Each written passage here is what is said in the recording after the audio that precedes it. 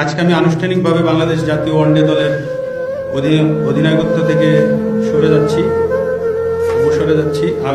আগামীকাল জিম্বাবুয়ের সাথে থার্ড ওডিআই অবশ্যই আমার অধিনায়ক হিসেবে শেষ ম্যাচ। আন্তর্জাতিক টি-20 থেকে অবসরের ঘোষণা দিলেন tiger opener Tamim Iqbal. So yesterday against Afghanistan was my last international game. I am retiring from international cricket.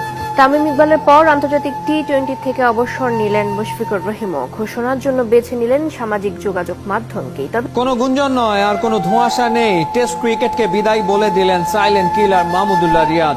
This moment আমি নিজেকে অন্তত টি-20-তে দেখছি না। মোটামুটি দুইটা ফরম্যাটে আমি আমার শেষটা অন্তত দেখছি। ঘোষণা দিয়েছেন সাকিব আল হাসান।